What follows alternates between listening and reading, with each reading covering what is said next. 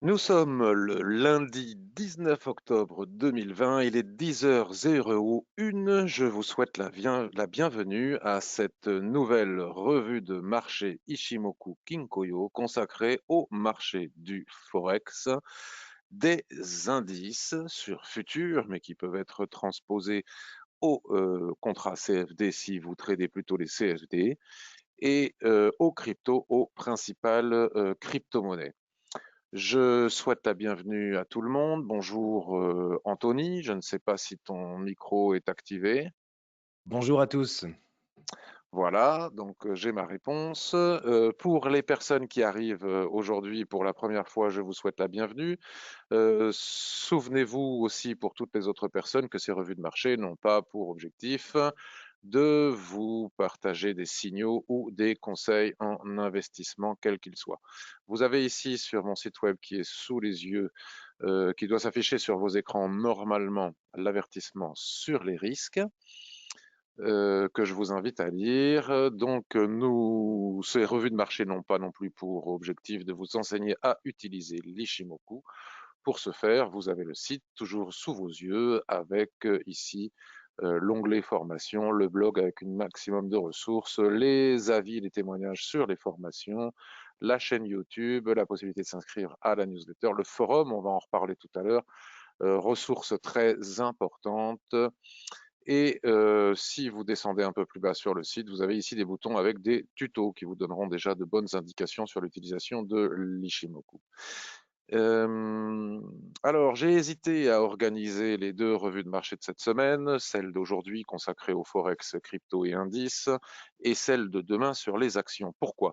Parce que nous approchons des élections européennes. Je ne sais pas quels sont les avertissements que vous recevez de vos courtiers.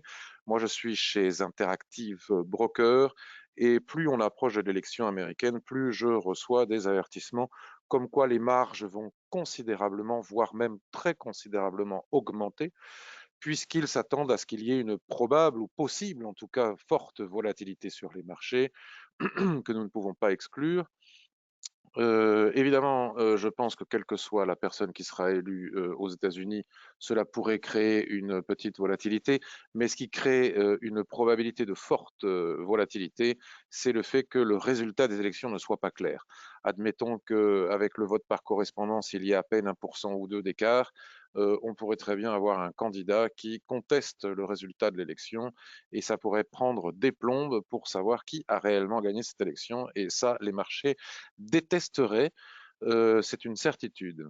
Par ailleurs, nous avons aussi les plans de relance qui sont plus ou moins actés à la fois en Europe et aux États-Unis, mais qui ne sont pas totalement votés encore. En Europe, ça bloque. Il y a un ou deux pays de l'Est qui bloquent sur le plan de relance. Aux États-Unis, les démocrates et les républicains ne se mettent pas d'accord. Probablement le feront-ils après les élections.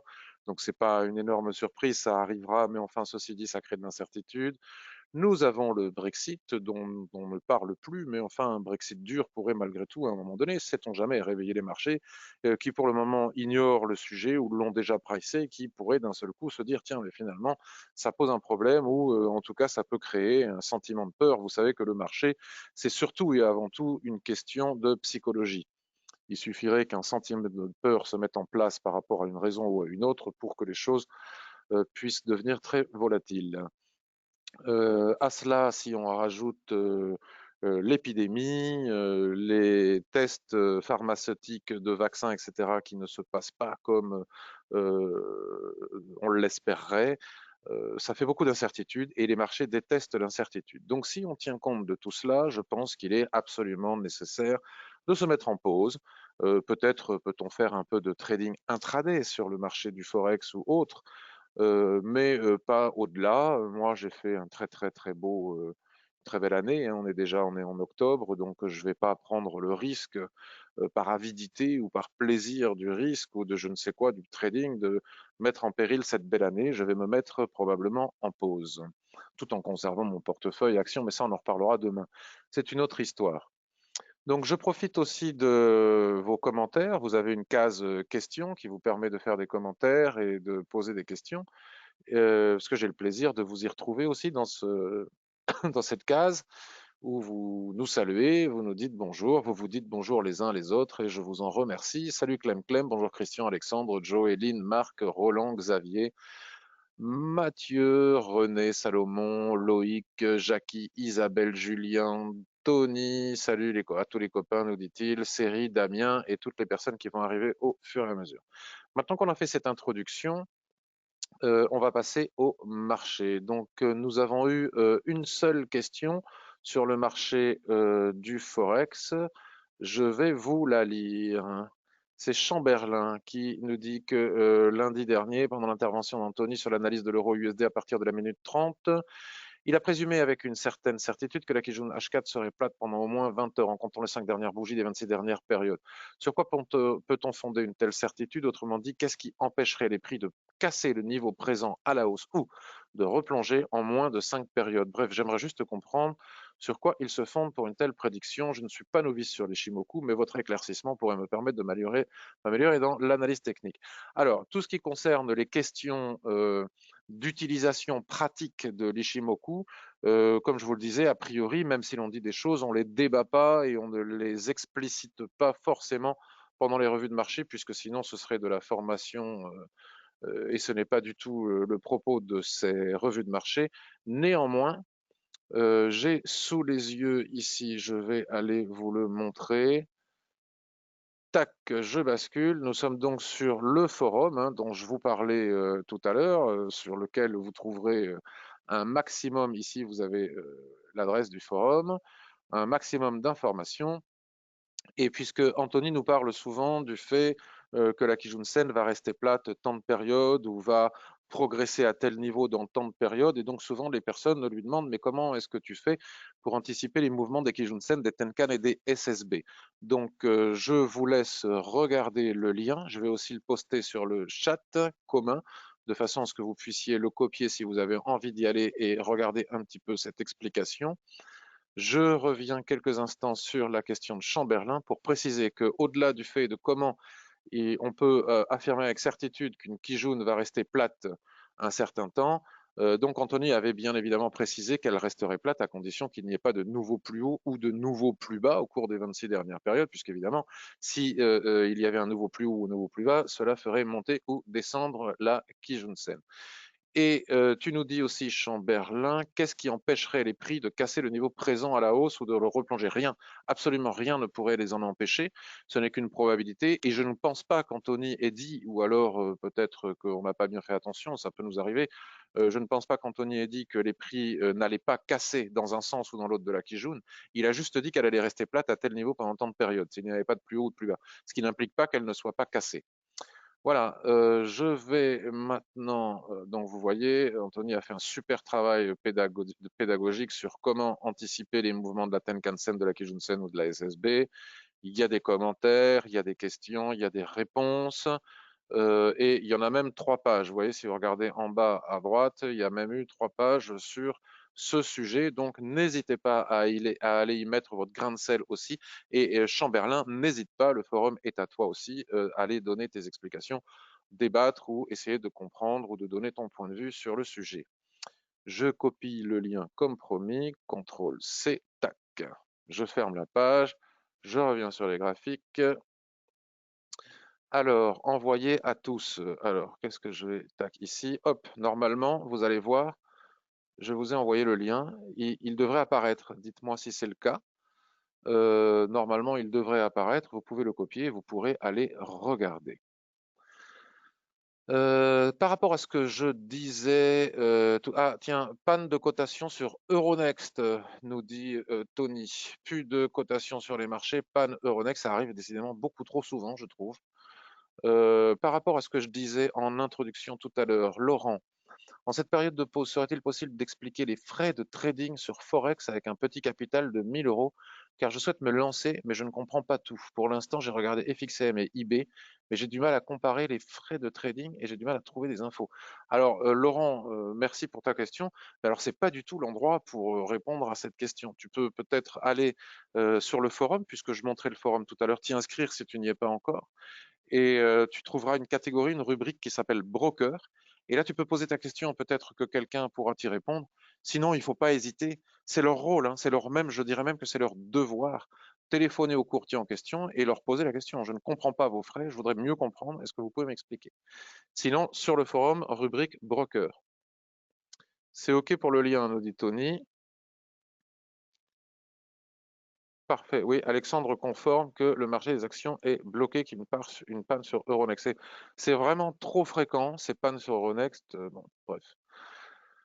Euh, alors, pour revenir maintenant au marché du Forex, des indices et des crypto-monnaies, je vous propose de commencer par le Bitcoin. Donc, je disais pour ceux qui sont arrivés en retard, je ne vais pas répéter en longueur, mais que moi je rentre en mode pause. Néanmoins, c'est la dernière revue de marché avant les élections américaines. J'ai expliqué pourquoi. Et puis après, ça va se tasser aussi parce qu'on a Thanksgiving, puis après il y aura la période de Noël, etc. Ça va se tasser au fur et à mesure. Nous sommes sur le Bitcoin. Le Bitcoin n'a pas bougé depuis que... Non, je ne suis pas du tout sur le Bitcoin, je suis sur Euro-USD, je me disais. N'a pas bougé d'un iota euh, depuis qu'on a fait la dernière revue de marché. Nous sommes le 19, la dernière revue de marché c'était ici, le lundi 12. Je disais que les prix étaient partis tout à fait du haut, ici à 12 000 et quelques points dollars pour aller chercher les 10 000 ici dans cette dérive latérale journalière, que partis du bas, ils avaient dépassé la zone d'équilibre, que la probabilité pour qu'ils retournent à minima, mince, je décale mon rectangle, pour qu'ils retournent à minima chercher les 11 940 était forte, mais qu'avant de franchir avant de pouvoir se rendre aux 12 000 dollars, on va dire, il y avait des résistances intermédiaires qui avaient du mal à lâcher. Et en particulier, on parlait de la résistance des 11 550. Des 11 550 en expliquant que les prix faisaient du range entre les 11 300 et les 11 550. Et tant qu'on ne franchissait pas ce niveau à la hausse, il serait difficile d'aller chercher les 11 730. D'ailleurs, ça a déjà été fait. Et qu'au niveau du timing, ce serait très compliqué de rentrer en position parce qu'il faut rentrer pendant la journée, peut-être avec une cassure, mais c'est compliqué. Hein, ça, vous le savez si vous avez fait la formation. Quand il n'y a pas beaucoup d'espace pour aller chercher un objectif, c'est très difficile, même en anticipation sur H4, parce que, par exemple, ici, vous voyez cette mèche, ça, on peut considérer que peut-être ce chandelier a clôturé au-dessus de cette résistance en H4. Néanmoins, il n'est pas allé bien loin, hein, il est retombé en bas. Donc personnellement, moi, je considère qu'il n'y a rien à faire sur ces niveaux. Maintenant, si on veut absolument faire, on peut toujours basculer en H4 et on retrouve donc la dérive latérale dont je viens de vous parler, hein, avec le nuage qui est parfaitement bien au centre de cette histoire. Et on voit bien que les mèches ici, quand ça tape le bas, on peut éventuellement acheter pour aller chercher le haut. Quand ça tape le haut, en particulier avec un soulèvement, c'est-à-dire une mèche haute, on peut éventuellement vendre pour aller chercher le bas.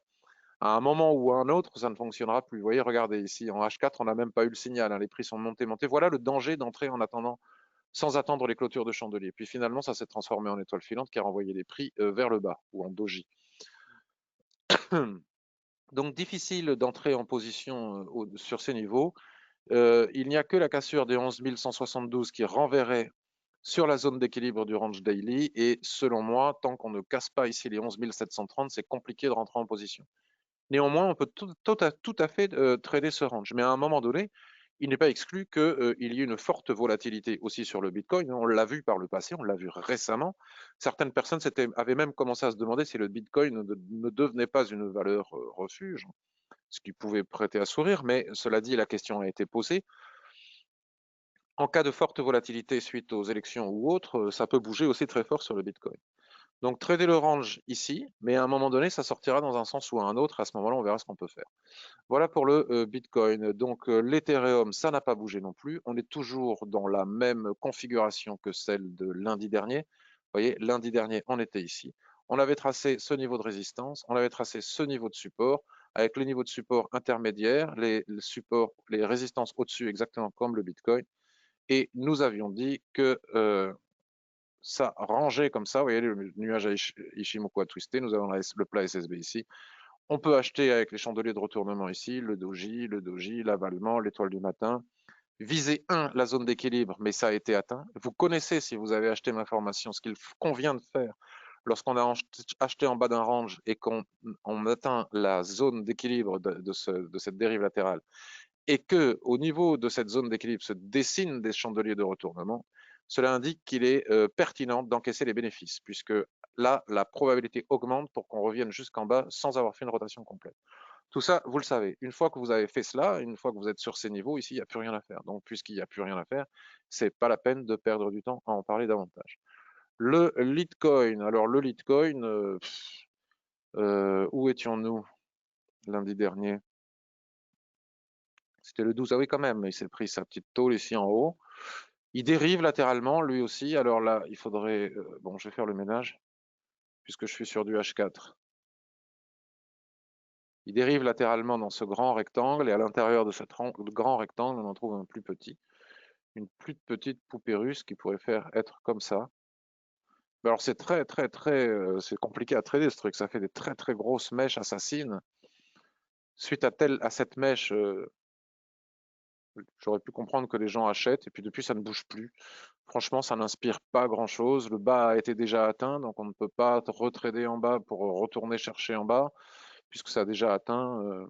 Ça n'est pas parlant. Je trouve que ce qu'il y a de plus sympa à trader, selon moi, si jamais il fallait le trader, ce dont je ne suis pas sûr pour les raisons que j'ai expliquées, puis de toute façon, moi je ne trade pas les crypto-monnaies, c'est le range du Bitcoin en H4, ou se préparer à attendre qu'il sorte dans un sens ou dans l'autre pour le trader. Voilà pour les crypto-monnaies. Alexandre nous dit génial, j'ai chargé Navia avant la panne. Ah, bon. Alors, ça c'est pour le Bitcoin. Je vais faire un point sur le SP500. On va probablement aller relativement vite aujourd'hui. Tiens, ben, puisque je suis sur le H4, j'y reste. Il se trouve que la semaine dernière, en direct avec vous, j'ai tracé ce canal. Pour le moment, il a l'air de jouer son rôle.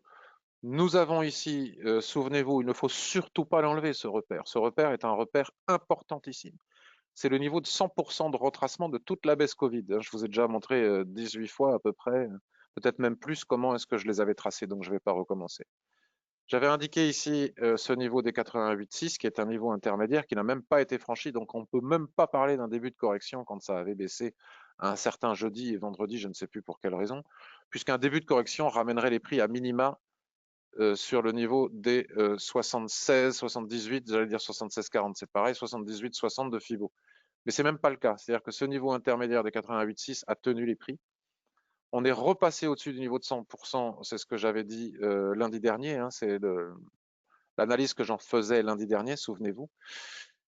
Puis là, voilà, on est au-dessus de la Kijun, près de ce canal, cette borne haute de canal. Cela dit, est-ce que cela veut dire qu'il faut acheter ici pour retourner chercher les derniers plus hauts? Franchement, je ne m'y risquerai pas dans les conditions actuelles de marché, parce que ça peut aller très vite. Il suffit d'une rumeur avec les élections, je ne sais pas. Après, ne m'en voulez pas, c'est peut-être pas très gentil ce que je veux dire, mais on a des candidats aux États-Unis qui sont pas non plus tout jeunes, tout jeunes. Il suffirait qu'il y en ait un qui éternue pas comme il faut pour que tout le monde s'affole. Hein. Donc attention. On a bien ici le niveau de 100% de toute la baisse Covid qui est devenu, comme par hasard, comme quoi les choses sont quand même bien faites en analyse technique, qui, comme par hasard, est devenue la zone d'équilibre de cette dérive latérale entre, je suis sur le futur, entre 3573 et 3180. Vous voyez? Et c'est un niveau majeur, hein, ça devient une zone pivot, quoi, vraiment hyper importante, ce niveau de 100% que vous devez, selon moi, absolument avoir tracé sur vos graphiques. C'est un repère majeur. Et si l'on passe sous les 88,6 et juste en dessous, il ne faut pas vendre sous les 88,6, c'est ce que je disais déjà ici. Sous les 88,6, nous avons les 3180 qui sont un niveau de support extrêmement important hein, des prix et de cette dérive latérale. Je pense qu'on ira immédiatement chercher les 78,60. À partir de là, tout est possible. Si on atteint les 78,60 et qu'on est aussi, il faut espérer un rebond ici pour repartir à la hausse, mais ça, c'est les élections et tout ce qui va se passer qui va le déterminer. Mais il est aussi très fortement probable qu'on puisse repartir à la conquête des 61,8. voire même des 50%. Et sur ce niveau de 50%, probablement que la hausse reprendra. On en reparlera dans quelques semaines, quelques mois, hein, on verra si je ne me suis pas trompé. Maintenant, à contrario de ce scénario, si la dérive latérale ici, au-dessus des 3567, après tous les événements qui vont avoir lieu prochainement, casse par le haut, je pense qu'on ne reverra plus jamais les 50%, ou enfin, on n'est pas près de les revoir, et qu'on va réentamer une progression, une tendance haussière avec des replis sur les lignes de l'Ishimoku, et on retracera des niveaux de Fibonacci, soit en extension, soit à partir des mouvements précédents, pour pouvoir avoir des appuis et trader, puisqu'on aura cassé les plus hauts historiques. Voilà pour le SP500. Donc, quand on a analysé le SP500, on a tout analysé, même si on a vu ces derniers jours qu'il y avait eu des mouvements contraires. Ça arrive parfois, notamment quand il y a des débats politiques ou géopolitiques qui concernent plus une région qu'une autre, on peut avoir très provisoirement des mouvements contraires, mais enfin, c'est quand même relativement rare. Parce que même quand on est le matin, les indices européens s'appuient sur le mouvement des futurs. Voilà. Voilà le DAX, hein. Donc lundi dernier, on était où? Lundi, mardi 6 octobre, lundi 12 octobre. Alors Anthony avait parlé de 13 000 points, il me semble, donc on est allé les chercher, les 13 000 points. Ou on va aller les chercher? Non. Enfin, je me souviens plus, tu nous diras tout à Oui, l'heure. Patrick? Oui, Oui, bah, les 13 000, on les a touchés ce matin à 9h, 9h05. Tu vois, pile poil, il y a eu un bon, beau up à l'ouverture. voilà. Et depuis, bah, toi, pour ne rien cacher, je l'ai vendu et j'ai fait un joli trade de 60 points. Superbe, Voilà. magnifique. Jusqu'à Euh, la, tu vois, en M5, tu trouveras les supports en M5. Voilà. ok, bon, très bien. Bon, moi, je ne traite pas, ou très rarement à court terme, enfin moins que toi, hein, beaucoup moins que toi, ça m'arrive. Oui, on va déjà Il faut 60 vraiment points, que j'ai le je temps. crois que c'est mon record depuis des semaines. Super. Il faut vraiment que j'ai le temps, et comme j'ai rarement le temps de faire du court terme, mais de temps en temps, je le fais, et je le publie aussi sur le forum, mais Anthony Et tu fait le ça fais très bien. bien. Donc nous avons ici la borne haute dont je vous parlais la semaine dernière. Si les Américains montent, a priori, même s'il peut y avoir des décalages à un moment donné, les Européens montent. On a la borne basse ici à 12 285 points et la borne haute ici à 13 324 points. Ça fait beaucoup d'amplitude. Et à l'intérieur de cette amplitude, il n'est pas impossible, si on bascule sur des unités de temps inférieures, de trouver des boîtes dans la boîte de la boîte. D'ailleurs, cette zone d'équilibre est à la fois la borne haute de cette boîte ici, hein, je l'ai mal tracée, et la borne basse. Donc bon, il n'y a pas grand-chose à faire hein, entre ces niveaux. Plutôt ces niveaux, je vais l'enlever parce qu'elle ne me plaît pas trop. Là, on est pile poil au niveau de cette zone d'équilibre. Vous voyez, on a un chandelier baissier qui doit entraîner un paquet de gens à la baisse et puis finalement, ils se font taper leur stop. Les gens achètent et puis finalement, peut-être ça va baisser. Tant qu'on est sur ce niveau de zone d'équilibre, il n'y a pas grand-chose à faire. Ce qui va déterminer la suite, c'est ce que vont faire les indices américains, notamment le SP500. Si on bascule sur du H4, vous voyez, on a la dérive latérale dont je vous parlais. Hein, on peut quand même la tracer, mais elle n'a pas un intérêt majeur. Disons que si ça cassait par le haut, on pourrait envisager d'aller chercher, si on cassait les 13 154 par le haut, on pourrait envisager d'aller chercher, j'ai du mal à articuler aujourd'hui, les 13 252 points, puis à nouveau les 13 315 points. Si ça venait à casser par le bas, à 12 550 points, nous pourrions aller chercher les 12 400 points, puis les 12 280 points. Voilà, il n'y a pas grand-chose d'autre à faire sur le DAX. Alors après, si, du très court terme, comme l'a fait Anthony, qui a dû rentrer ici avec ses chandeliers de retournement. Il est allé chercher la SSB ici, c'est parfait. Ou la Kijun-sen, c'est parfait. Et là, en 15 minutes, on a des boîtes aussi hein, pour les Voilà. traders un Bon, là, peu on est doués. sur une zone de gros support. Tu vois, on peut probablement remonter suite au support. Voilà, tu vois, d'ailleurs, j'ai même pris un scalp de 5 points suite au marteau M5 sur la SSB qui correspond en fait à la Kijun pour la Chikou M15. Tu vois, sur ce rebond, j'ai pris un petit D'accord, 5 points là. parfait. Voilà, quoi dire de plus? On peut aller regarder notre CAC 40.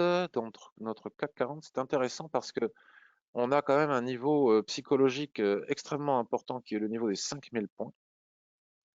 Donc, on ne cesse d'entendre parler à juste titre. Il est où le 5000? On va le tracer pile le 5000 points. Alors avec des débordements, hein, mais bon, si j'efface tout, non, surtout pas effacer les fibos, hein. Ils sont absolument essentiels. On peut le constater, hein, qu'ils sont essentiels. Merde. Je sais pas ce que j'ai fait. J'ai changé. Attendez. Je sais pas ce que j'ai fait. Attendez un instant, s'il vous plaît. J'ai appuyé sur un bouton. Je ne pensais pas que ça allait faire ceci. Je vous demande de patienter quelques instants. Je me remets mon écran. Je reviens vers vous.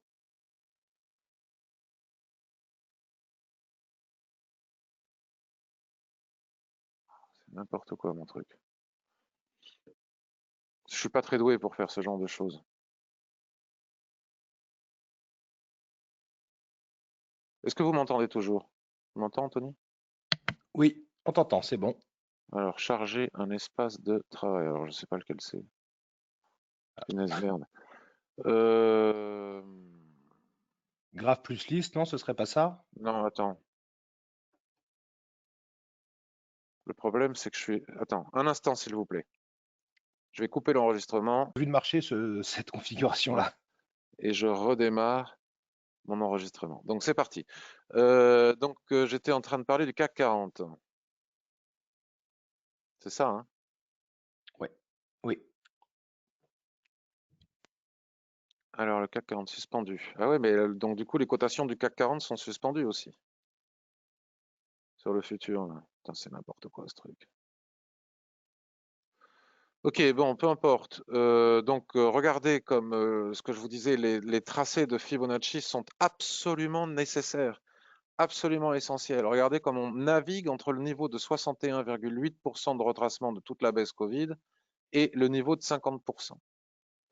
Donc on parle des 5000 points, mais moi je dirais plutôt les 5058 points. Je vais agrandir ça.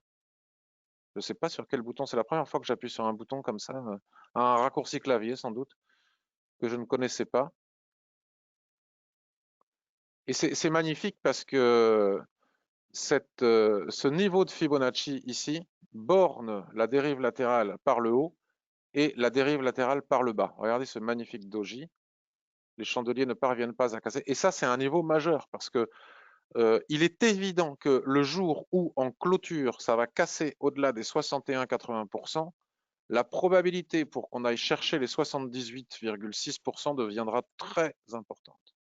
De même que si on casse, et ça c'est encore une fois selon moi le SP500 qui décidera, si l'on casse le niveau de 50% par le bas, la probabilité pour qu'on aille chercher les 38,20 sera très engagée. En attendant, c'est même super compliqué de trader à l'intérieur de cette dérive latérale. Les prix n'arrivent pas à y monter depuis le 12 octobre dernier, depuis lundi dernier. Cela dit, en très court terme, je dis bien en très court terme, pour les gens qui veulent trader le CAC 40 en intraday, je pense que on va basculer sur du H1 par exemple. D'ailleurs, regardez, hein, comme ce niveau des 5000 points est un niveau dont tout le monde parle majeur psychologiquement.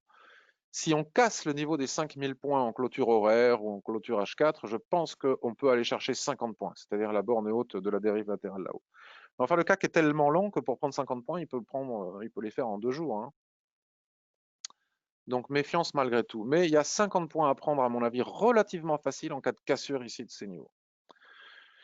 Voilà pour les indices. Je regarde si vous avez des questions. Sauvegarde, c'est ça. Vous aviez l'espace, c'est tout à fait ça. Tout le monde me dit, mais il fallait cliquer sur sauvegarde. C'est génial parce que vous savez mieux que moi quel est l'espace. Voilà, parce que ça doit être affiché quelque part, sauvegarde. Bon, ah oui, c'est affiché ici. Merci beaucoup. Merci beaucoup. Quoi dire de plus? Alors, je vais passer la main à Anthony qui va vous parler un peu du Forex.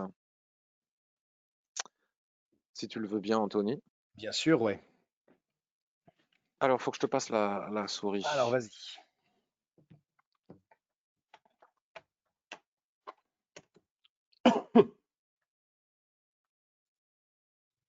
Voilà. Est-ce que j'ai la main? Oui, ça a l'air d'être bon. Voilà. Donc sur le Forex, bon, actuellement, comme le répète, tout le monde m'entend bien, oui, j'espère? Écoute, il semblerait que oui. Oui, super, parfait. Donc oui, je disais sur le Forex, bah, comme tu le dis, en ce moment, entre les élections américaines, la Covid et le Brexit, c'est assez compliqué et même très aléatoire d'établir des plans swing. Éventuellement en intraday, pourquoi pas, mais en swing, c'est beaucoup plus compliqué. Alors, j'ai voulu faire un petit tour quand même pour essayer d'argumenter cette revue de marché, mais c'est sûr que quand on enlève l'USD, quand on enlève le GBP, bah, ça laisse déjà peu de paires. J'ai vu deux, trois petites choses éventuellement très très rapidement sur des plans swing qui ne seront pas à déclencher tout de suite, mais à surveiller. Par exemple, j'ai vu l'AUD JPY. euh, voilà, donc comme on pouvait le voir sur l'AUD JPY, les prix sont dans un très grand range, là, voilà, en mensuel, comme on peut le voir ici. J'aurais envie de le classer ici, Oui, de toute le haut façon, du vu où range, hein, on avec le est bleu. là maintenant, on s'en fout, quoi. Voilà, on est complètement d'accord. Tiens, je me permets, Patrick, je vais supprimer un peu là Oui, alors ceci. elle est importante cette ligne, hein, cela dit, mais tu peux la Ah oui, oui, supprimer. attends, elle est Tu peux importante. la Oui, oui, oui. supprimer. Voilà, donc moi, ce que j'avais surtout vu, je vais. Ah, bah, zut, pardon, excusez-moi. Décidément, un jour, je vais y Non, non, mais arriver. attends, je rétrécis juste quelques instants l'écran. Oui, Je vais tracer parce que c'est un support majeur qui tient depuis 2003. et oui, c'est pour ça que tu m'en avais parlé, effectivement. Voilà, que moi, je n'ai pas pris en compte correctement, mais au final, on va s'y retrouver. On va Ok. s'y retrouver. Moi, ce que j'avais vu, voilà, bon, c'est alors, tiens, je vais me permettre de rajouter mais des lignes plus fines, parce que j'ai vu que tu as des lignes plus fines. Comme ça, on ne va pas tout mélanger. Mais tu peux les Cette, enlever maintenant qu'on sait ce que c'est. voilà, j'avais vu cette SSB. Donc, les prix sont en dessous, vous voyez. On avait vu, donc là, quand même. Hop là, je dirais un Kumo baissier dans un très très grand range. On aurait pu tracer un deuxième. Oh, pardon, excuse-moi, je zoome un peu vite là. Donc moi, je vois actuellement une relative incertitude. Toutefois, le mois dernier, voilà, on a pu voir une couverture en nuage noir avec une Kijun quand même relativement éloignée, une Tenkan plus éloignée. Donc je me dis qu'on pourrait, avec une Chikou libre évidemment, anticiper un potentiel retour sur cette Kijun mensuelle. Étant donné que la Tenkan est très loin, je dirais que ça fait un pouvoir attractif vers le sud qui est assez important. Je retire les petites bêtises que j'ai fait tout à l'heure. Donc là, je me dis éventuellement, on pourrait avoir un plan short. En hebdo, hop là, voilà. En hebdo, compliqué parce que on voit le Kumo qui est plat, on devine un range, mais où est la borne haute? Ici, ben, elle serait cassée, ici, elle ne serait pas atteinte. C'est un peu compliqué étant donné cet excès de mèche qu'on a eu lié à la Covid. Difficile de tracer le range. C'est pas grave, on n'est pas là pour trader sur plusieurs semaines. Donc là, ce que j'avais vu, c'était éventuellement ces chandelles de retournement dont on avait déjà parlé, qui avaient cassé la Tenkan. On a effectué un pullback sous la Tenkan et vous voyez, gros avalement baissier la semaine dernière. Donc je me dis que ici, ce tracé-là devait être, hop là, la Kijun hebdo que je déplace, pardon, que je déplace. Par contre, oui, ce qu'on voit tout ça, donc c'est pas bien méchant. Et je me dis que c'est un premier support. Après, elle est orientée, donc elle est beaucoup moins forte comme support. Toutefois, attention, on voit que la Chikou a rebondi sur la SSA. Donc, on va être sur un niveau, une zone ici où il faudra travailler, que tu avais tracé justement. Et en journalier, donc là, j'ai envie de dire, si je m'arrête là, j'ai envie de dire, j'aurais envie de vendre avec un stop largement au-dessus pour aller viser éventuellement la Kijun, mais je n'aurais pas le ratio. Et puis, ce serait bien d'avoir une validation supplémentaire. Donc, en journalier, on n'a pas bougé, on est toujours en range. On est en range. Et donc, il faudrait cette cassure. Donc là, j'aurais dans l'idée deux plans, mais c'est très, très compliqué dans le sens où la cassure du range daily reviendra à casser ce fameux support que tu as marqué, Patrick. Mais pour aller chercher la Kijun mensuelle avec la Kijun hebdo à mi-chemin, le timing d'entrée serait compliqué. Ou alors, actuellement, on voit que les prix arrivent quasiment en bas du range daily sur cette zone de support. Donc là, on ne peut pas vraiment acheter parce qu'on n'a pas touché, mais on peut rien faire pour le moment. Donc je me dis que deux possibilités plus ou moins risquées, évidemment. Soit on attend une vraie validation du daily avec une cassure de ce range pour ensuite attendre un pullback et chercher une entrée qui serait, je pense, compliquée compte tenu de la proximité des supports. Ou alors, si on est un petit peu plus agressif, qu'on a un peu moins d'aversion au risque, on va se contenter de l'information du mensuel et du hebdo avec des signes de retournement baissier et donc attendre éventuellement un signal de vente une fois que les prix auront effectué un pullback jusqu'à la Kijun ou éventuellement la zone d'équilibre du range. Et en cas de chandelier de retournement baissier dans cette zone, un petit peu large, là, qu'on peut trouver ici, on pourrait, avec le risque que ça représente, toujours, chercher une entrée à la vente tout en la sécurisant relativement vite parce qu'il y a quand même pas mal de supports, mais en gardant à l'idée qu'on pourrait peut-être revenir jusqu'à 72 qui serait un objectif juste au-dessus de la Kijun mensuelle, qui restait l'objectif qu'on avait déjà eu, vous voyez, puis on avait atteint le bas du range qui était le premier objectif. Ce serait un plan sur la UDJPY à étudier, mais voilà, ce sera très compliqué de trouver le bon timing d'entrée. Alors, merci beaucoup, Je Anthony. sais que tu n'es pas fan de ce type de plan assez agressif, toi, hein. C'est pas que je suis pas fan, c'est que pour aller chercher des objectifs à 72, il faut, alors je reviens sur le graphique mensuel, Eh oui, il faut établir des probabilités. Donc, si je reviens sur le graphique mensuel et qu'on tient compte de ce support qui tient depuis 2003 que je viens de montrer juste précédemment, d'autant plus que là, regarde la SSB, on est déjà en train de oui, faire une mèche, on pourrait clôturer sur la SSB. Déjà, il faudrait d'une clôturer sous les 74,30, c'est absolument indispensable. Mais est-ce qu'on peut clôturer sous les 74,30, aller chercher les 72 alors qu'on n'est que le 20 octobre? chaud. Euh, la probabilité de réussite ne m'apparaît pas excessive. Donc, du coup, moi, personnellement, je ne le ferai pas. Par contre, euh, vendre sur ces niveaux, pourquoi pas, mais ça va aussi à l'encontre de ce que j'aime et ce que j'ai l'habitude de faire. C'est-à-dire que moi, si j'ai des chandeliers de retournement sur cette zone, je serais plutôt acheteur en tenant compte Exactement. des supports qu'il y a juste en dessous. Mais Donc, c'est je c'est que me j'ai baserai plus. privilégié moi, les informations des grandes unités de temps, mais Mm, avec un mouvement baissier, mais il n'y a pas de tendance réelle mm, actuellement dans mm, mm, mm. Compliqué en sur cette effet. paire. Ok, merci beaucoup. Tendu. Voilà, ça c'était pour l'AUD JPY. Après, éventuellement, j'avais vu quelque chose également sur l'euro AUD. Sur l'euro AUD, où il va falloir attendre un tout petit peu, si je ne me trompe pas, parce que voilà. Là, c'est typiquement un piège. C'est pour ça que l'analyse multitemporelle est très importante, comme tu nous l'enseignes, parce que voilà, on a ici un support qui a été tracé, et c'est ce que j'avais défini moi sur mes propres graphiques, comme la borne haute, voilà, du range de l'époque, on va dire, je le trace approximativement, mais on était sur cette borne haute de range. Les prix ont cassé le range et actuellement ont effectué, je dirais, le throwback, mais on est en tendance haussière sur le mensuel. Donc, bêtement, très très simplement, je me dis que on est long. Le prochain, la Chikou est totalement libre, évidemment, puisqu'elle a les prix en support.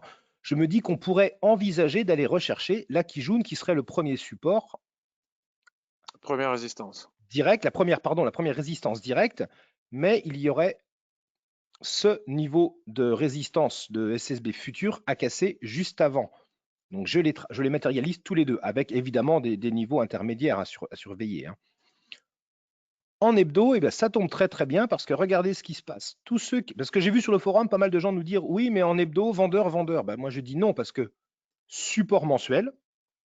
Et là, la configuration ici montre bien cette phase de concentration des prix qui hésite, qui hésite. Et moi, je verrais beaucoup plus facilement une remontée. Par contre, acheter maintenant, non, parce qu'on est pile sous la Kijun, hop là, ici, hebdo, qui se trouve en l'occurrence être juste sous le plat de SSB. Donc moi, j'aurais envie de dire que sur cette paire, il va falloir attendre que les prix cassent cette zone-là, autour des 1,67 idéalement, et ensuite on pourrait aller chercher la Kijun mensuelle qui se trouve être juste sous la zone d'équilibre ou éventuellement la zone d'équilibre de ce range hebdo qu'on pourrait tracer, en fait, qui 1000 constitue en points. fait le pullback, hein, qui constitue le pullback qu'on a pu 1000 observer points. en mensuel. C'est pas rien, hein? C'est pas rien. Mais c'est pour ça qu'il faut être très très patient, parce que là, il va falloir attendre. Ça ne va pas se déclencher tout de suite, ni cette semaine, hein. On voit Ok. justement que cette petite phase de concentration. Ah, décidément, je ne vais pas y arriver, moi. Hop là, je supprime, pardon. Voilà, cette phase de concentration des prix qu'on a observée là, entre justement, décidément, entre l'ancienne borne haute du range mensuel et la Kijun hebdo, voilà, c'est un range daily. Donc, on va simplement attendre la cassure de ce range daily, le throwback et chercher une entrée au-dessus de ce niveau pour aller chercher objectif 1 et puis l'objectif 2 qui est autour des 1,80, la zone d'équilibre du range hebdo. Ce serait un plan, mais là, par contre, il va falloir être patient et attendre. Alors écoute, ce plan me plaît beaucoup, beaucoup, beaucoup plus que la UDN. J'en étais sûr. J'y adhère complètement. Je voudrais juste m'appuyer sur ce que tu nous as montré. Est-ce J'ai été que... très très vite, hein, mais Non, non, non, non, c'était parfait. il Je y a des voudrais plats juste... SSB passés, voilà, que je n'ai pas matérialisé, qui sont importants là. Celui que tu Non, vas mais pour certainement. pour les personnes qui ne veulent pas, qui n'ont pas la patience et la force mentale d'attendre, d'aller chercher 1000 points, Moi, je vais chercher des longs avec des objectifs intermédiaires ici, hein. C'est clair. voilà. Là, je rebascule sur le daily.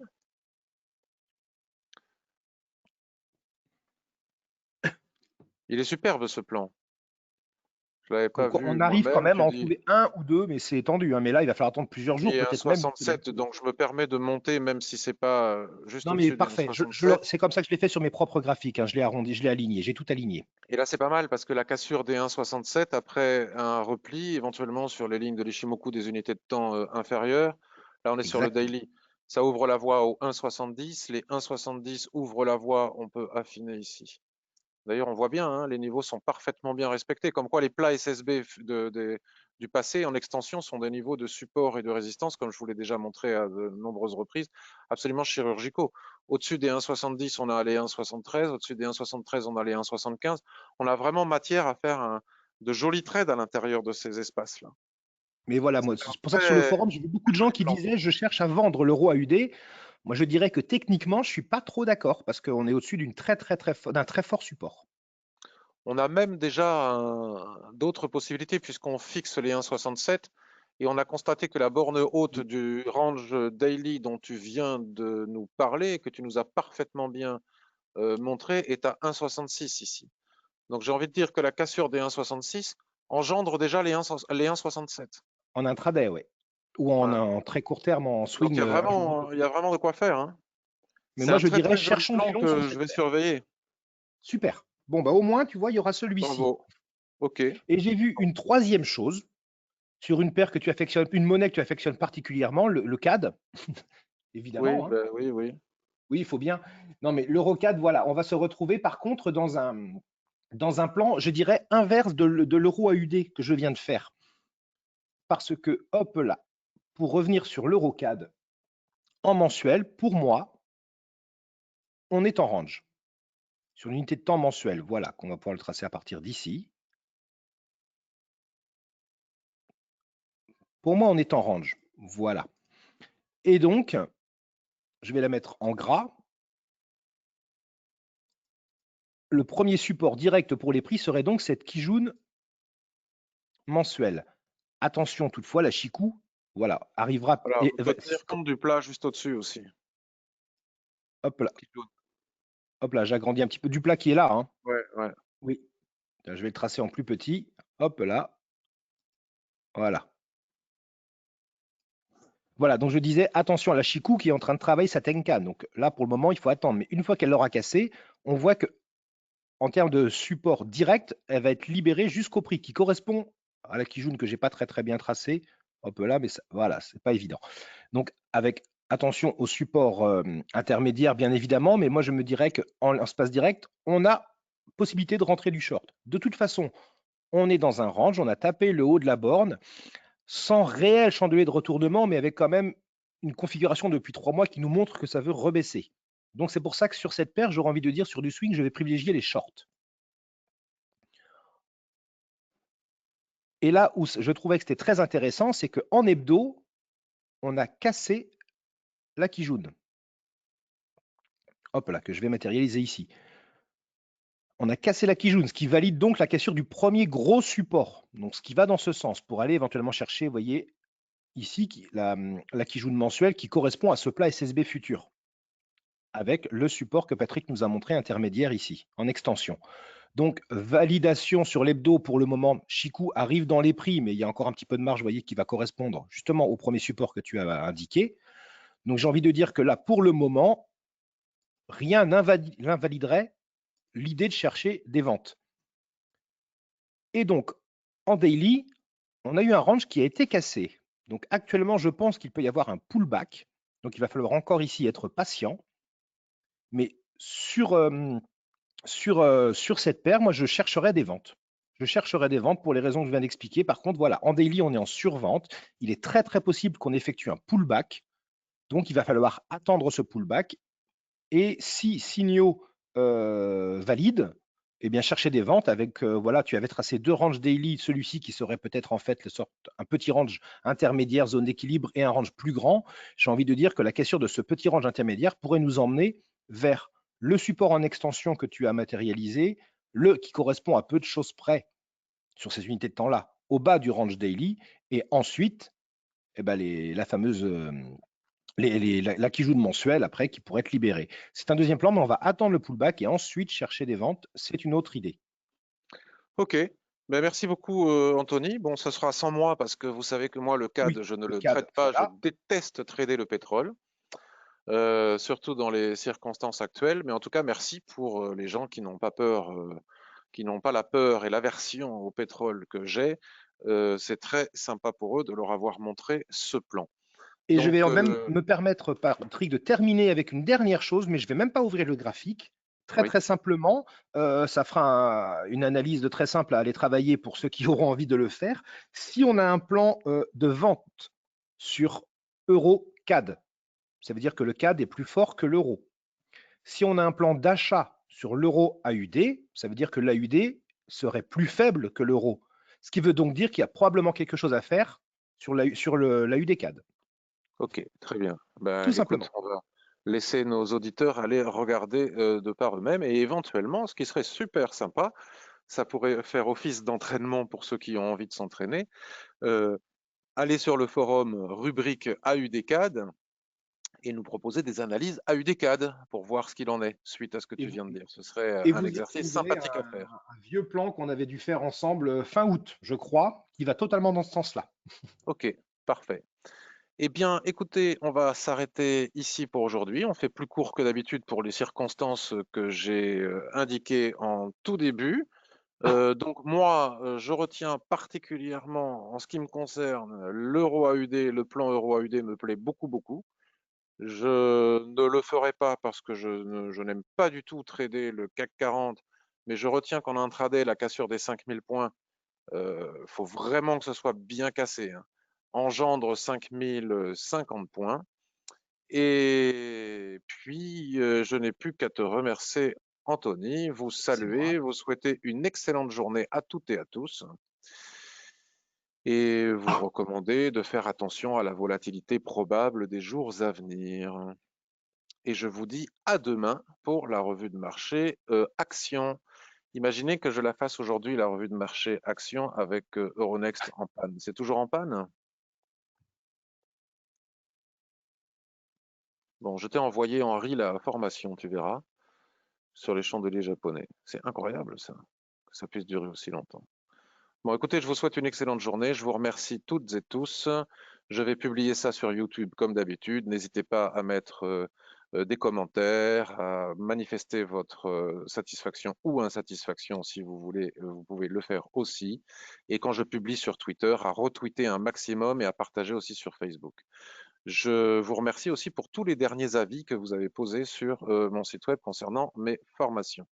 Excellente journée à toutes et à tous. À bientôt.